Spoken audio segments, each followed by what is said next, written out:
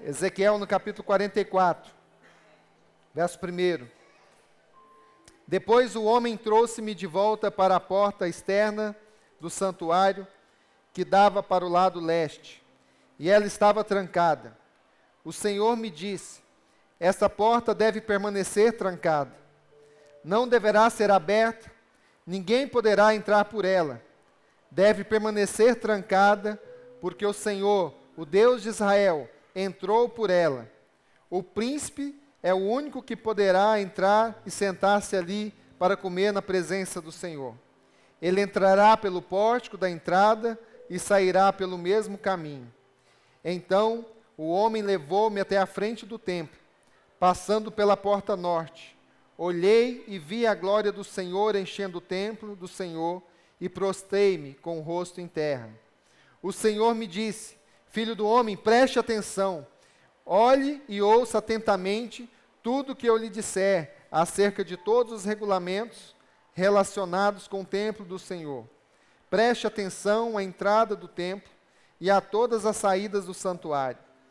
Diga à rebelde nação de Israel: assim diz o soberano, o Senhor, já bastam suas práticas repugnantes, ó nação de Israel.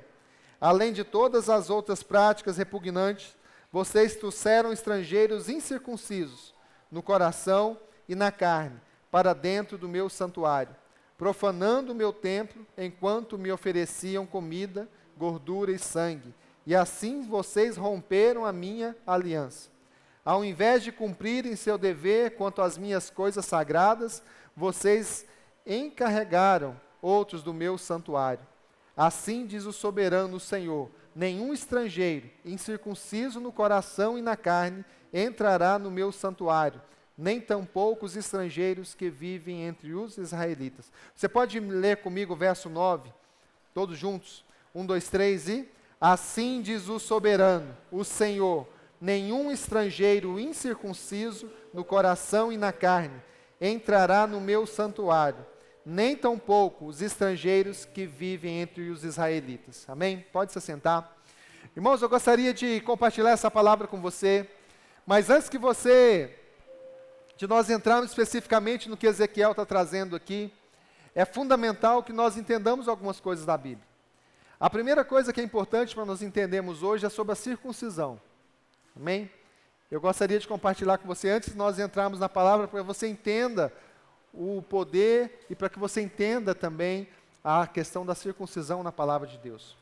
A Bíblia lá em Gênesis, quando Deus fala com Abraão, e Deus faz uma aliança, e nós aprendemos aqui esses dias atrás, que provavelmente Deus havia chamado o pai de Abraão, porque a Bíblia diz que o pai de Abraão, Terá, saiu lá de Padã Arã, e eles pararam em Arã, e a Bíblia fala que eles saíram de Padã Arã para ir para Canaã. Mas só que chegando em Padã Arã, queridos, o pai de Abraão, Terá, ele permaneceu ali. E aí é importante nós entendermos isso, porque talvez o chamado de Deus chegou para aquele homem, e aquele homem ele começou a sua jornada com Deus, mas ele chegou num lugar onde ele se estagnou. Ele chegou num lugar que foi confortável para ele. Ele chegou num lugar e ali ele permaneceu. E a Bíblia diz que ele interrompeu sua jornada com Deus ali. E a Bíblia fala que ele, Terá, morreu ali, em Arã. Mas a palavra do Senhor fala que Deus vem para novo para Abraão, fala: Abraão, sai da sua casa, da sua parentela e vai para o lugar que eu vou te mostrar. Queridos, e mais à frente os irmãos já conhecem a palavra, mas Deus faz uma aliança com Abraão. E no momento que Deus faz uma aliança com Abraão, Deus pede para que Abraão seja circuncidado. A circuncisão é uma cirurgia que era feita, né, hoje o pessoal chama de fimose, né, que é aquela pele do pênis que corta, né, só a pele. Corta ali, amém? Os irmãos já até cruzaram a perna, o Bruno ali já, ai Deus, né?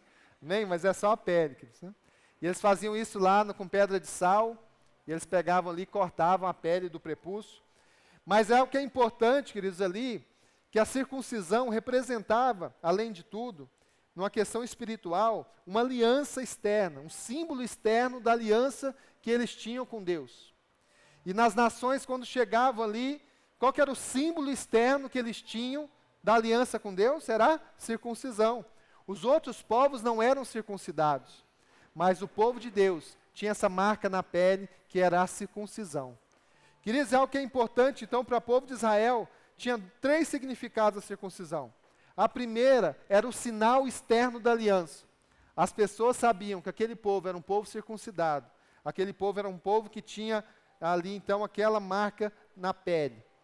E isso é muito importante para nós, porque nesses dias também que nós estamos vivendo tanta coisa, né, os irmãos têm acompanhado os noticiários aí, tanta coisa ruim, é fundamental e é super importante, irmãos, que as pessoas nos vejam como homens e mulheres de Deus, amém? Então é necessário que haja um sinal externo. Por muito tempo a igreja está tendo muito barulho, eu queria que os irmãos, as crianças aí dessem uma segurada, que aqui nós temos uma caixa acústica, né? E às vezes o som vem forte para coisas, às vezes a gente perde um pouco, bem? Mas então tem lá salinhas, tem também ali também um espaço ali, bem? Se a criança estiver um pouco inquieta, o Band já deu chiclete para a Liz, já está tranquila ali de boa, né? Estou brincando, não deu não, bem? Mas graças a Deus. Queridos, então é muito importante nós entendermos isso, né? Que a circuncisão, então, ela é um sinal externo da aliança. Foi só falar. Estava quietinho, elogiei, já engoliu o chiclete.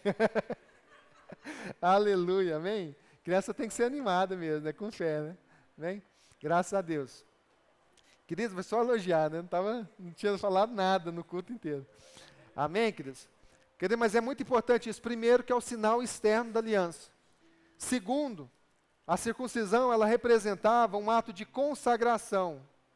A circuncisão não era algo fácil, né? A Bíblia fala lá quando Jacó entrou na terra lá de Canaã e que Siquém, né? Teve aquele caso lá com a filha de Jacó e que eles pediram os seus filhos, né? O Rúben e quem mais? Foi o Rúben e quem foi o outro irmão? Quem está lembrado aí? Memória, cadê? Quem foi que pediu a circuncisão da turma lá? Foi o Rúben e o Simeão, né? Então os dois pediram lá para que os filhos de Siquém, a nação de Siquém, circuncidassem. A Bíblia fala que eles ficaram ruins durante várias semanas. E no 2º ou 3º dia que eles estavam sentindo mais dores, os filhos de Jacó foram lá e mataram todos os homens da casa, né? Mas a circuncisão não era algo fácil, então. A circuncisão não era algo tranquilo, não era igual cortar a unha. A pessoa passava uma semana sentindo dores. Naquela época que não tinha anestesia, não tinha anti-inflamatório, não tinha uma série de situações. Mas as pessoas faziam isso, e Deus pediu para que o povo de Israel fizesse isso, para que eles soubessem que eles eram um povo consagrado ao Senhor. E a circuncisão também, ela por terceiro ponto que é importante, que ela representava a purificação. Além da questão do fato deles se disporem a fazer essa prática, obediência à palavra de Deus, a circuncisão também fazia com que o povo de Israel fosse um povo limpo também. Estava lendo essa semana sobre isso, e a Associação da Médica dos Estados Unidos, tem uma associação lá no Mateus, o doutor pode me ajudar, é aquela associação que cuida lá das questões dos assuntos médicos, soltaram uma nota agora que a circuncisão de fato, principalmente é recomendado para crianças abaixo de 2 anos, porque durante a sua vida vai impedir várias infecções e vai impedir também a redução de câncer de pele, é muito grande. Mas câncer de pênis, né? E outros cânceres também, como HPV em mulher e outras coisas mais. Mas enfim, queridos, algo que é importante para nós entendermos aqui, porque Deus exigiu a circuncisão do povo, principalmente para quê? Para que fosse um sinal externo da aliança, amém? E para também que fosse também um ato de consagração, de obediência, algo que não era fácil, algo que não era gostoso, algo que não era indolor, mas era algo que custava algo para eles. Mas esse custar algo para eles era algo que selava uma aliança eterna que Deus havia com aquele povo, amém? Então é importante nós guardar isso aí na sua mente. E aqui em Ezequiel, queridos, a palavra do Senhor fala que Ezequiel ele teve uma visão do templo. E a Bíblia diz que um homem chegou para Ezequiel e começou a andar com ele no templo. E o homem começou a mostrar para ele várias nuances do templo ali. E nesse momento, então, havia uma restauração do templo. E Ezequiel falou que o templo que estava em ruínas, que foi restaurado, fala que no momento que ele estava olhando, no verso um pouco lá no capítulo 40, fala que de repente a nuvem da presença de Deus entrou no templo e encheu aquele lugar. O lugar que estava vazio, o lugar que estava sem a presença. E de repente veio aquela nuvem e encheu a presença, com a presença de Deus. De modo que as pessoas podiam sentir e Ezequiel principalmente olhava e via a densa nuvem da presença de Deus naquele lugar. Queridos, algo que Deus está fazendo nesses dias é isso. O evangelho, por último, né, para os últimos anos, se tornou um evangelho que a gente chama de evangelho acessível, né? Tem outros termos que as pessoas usam, mas eu creio que o evangelho, ele se tornou acessível. Por quê? Antes, né, pelo menos na época que eu era criança, né, faz alguns dias, tá certo? Era muito comum, né, as pessoas associavam muito o servir a Deus com uma coisa ruim, com uma coisa difícil, que era muito custosa de fazer. E de repente veio a onda gospel nos anos 80, em que o evangelho ficou mais suave, o evangelho ficou mais light. E aí muitas pessoas começaram a vir para as igrejas, muitas pessoas começaram a frequentar igrejas, muitas pessoas começaram a vir. Por quê? Porque não se tinha muito também aquela situação, olha, para ser crente, para ser homem de Deus, mulher de Deus, você tem que andar desse jeito, daquele jeito, a roupa tem que ser assim. Começou a mudar isso. E as pessoas, elas viram para a igreja, mas algo que está acontecendo hoje em todo o mundo, é uma restauração na mente das pessoas, do que é servir a Deus.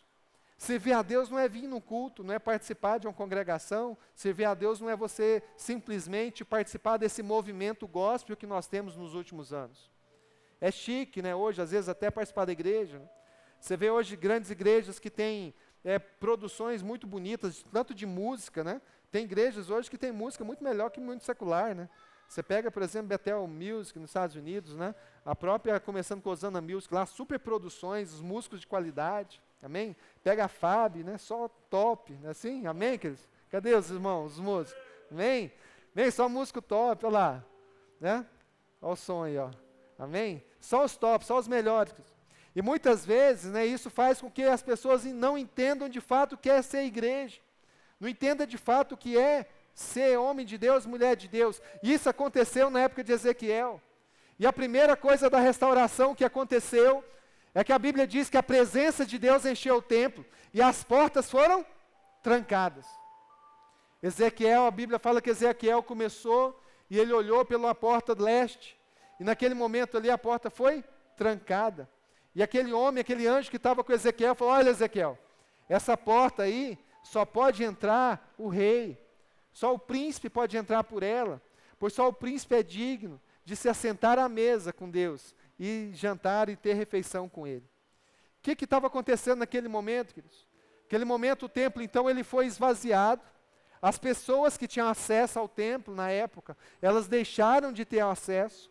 A aliança que Deus havia feito com o homem, principalmente com a nação de Israel, eles perderam o direito de frequentar o templo livremente. Por quê? A Bíblia fala aqui porque eles estavam profanando o templo, trazendo pessoas que não eram pessoas consagradas, circuncidadas. A responsabilidade deles, a responsabilidade que eles tinham enquanto povo, enquanto nação santa, nação real, estava sendo delegada. Não estava dando prioridade mais para as coisas de Deus. Eles deixaram as coisas de Deus de lado. E eles terceirizaram a importância que tinha o trabalho sacerdotal, a importância que Deus havia colocado nas mãos deles, de cuidar das coisas de Deus, dos utensílios sagrados. A Bíblia fala que nesse momento Israel estava deixando de lado e colocando nas mãos de incircuncisos. Pessoas que não tinham aliança, pessoas que não tinham sinal externo, pessoas que não queriam pagar o preço. O que a Bíblia chama de incircunciso de coração, queridos? A Bíblia chama de incircunciso de coração aquelas pessoas que, assim como a circuncisão na carne, foram as pessoas que não querem pagar um preço para estar diante de Deus. As pessoas não querem pagar um preço diante de Deus de consagração, de santidade, de prioridade. Amém? As pessoas hoje, nós estamos vivendo um mundo pós-moderno, né? O Bauman fala isso, que nós estamos vivendo na modernidade líquida, onde as pessoas, estão sempre atrás do seu próprio interesse. Entre você priorizar algo de Deus, você está muito distante do seu dia a dia. Você prioriza a sua família, você prioriza o seu trabalho, você prioriza o seu esporte, você prioriza uma série de questões. Mas quando você fala para priorizar as coisas de Deus, isso às vezes fica longe daquilo que você tem como prioridade. E Deus está trazendo nesses dias esse entendimento de restauração.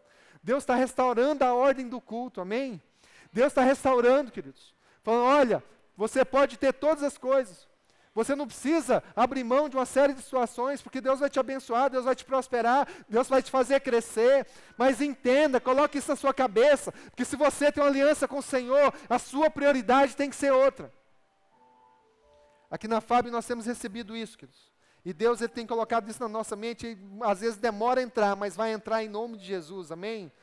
Se você tem uma aliança com Deus, se você tem um chamado de Deus na sua vida, não adianta você priorizar outras coisas. Quando você tem um chamado de Deus na sua vida, a sua vida só vai romper. Ouça bem o que eu estou dizendo, queridos. Isso não serve para todos. Às vezes o pessoal que assiste pela internet fica doido, né? Que às vezes fala uns negócios aqui meio maluco. Amém? O pessoal fala até de heresia, né? Mas não é isso não. Ouça bem o que eu estou te dizendo. Ouça bem.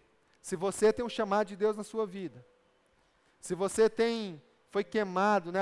A Bíblia fala que Isaías, Deus tinha um tenaz lá, né? O anjo foi, pegou uma brasa lá com a ferramenta e veio e tocou na vida dele, tocou na boca dele, tocou nos olhos. Então, queridos, ouça bem isso. Se você tem um chamado de Deus, se o Espírito Santo tocou você, se o Espírito Santo ele te escolheu, se você foi predestinado não só para a salvação, mas se você foi predestinado por Deus, para você servir diante dele, se Deus te colocou um ministério levítico na sua mão, de você cuidar das coisas dele, entenda isso e ouça o que eu estou te dizendo. Se você priorizar outras coisas, você não vai alcançar a felicidade, você não vai alcançar o propósito de Deus na sua vida. Você pode fazer o que você for. Você pode olhar para a pessoa, às vezes você olha e fala, Deus, mas o ímpio está prosperando, o ímpio está crescendo, a pessoa não te serve, está indo, está rompendo. E de repente você não está. Queridos, mas ouça bem isso. Se Deus separou a sua vida, você só vai alcançar a sua verdadeira felicidade, o seu propósito de vida, quando você estiver diante de Deus, e você estiver fazendo aquilo que Deus colocou você para fazer. Aqui nós estamos vendo aqui que a nação de Israel, Deus tinha falado para eles, olha, vocês estão profanando o meu templo, porque ao invés de você fazer aquilo que eu coloquei nas mãos de você para você fazer, você está deixando que outra pessoa faça. Você não está tendo a responsabilidade com as coisas de Deus. E aqui o anjo falou para Ezequiel, falou, olha, outras pessoas estão fazendo aquilo que é sagrado, outras pessoas que não têm o compromisso, não têm aliança, estão mexendo com os instrumentos, estão mexendo com as coisas do templo.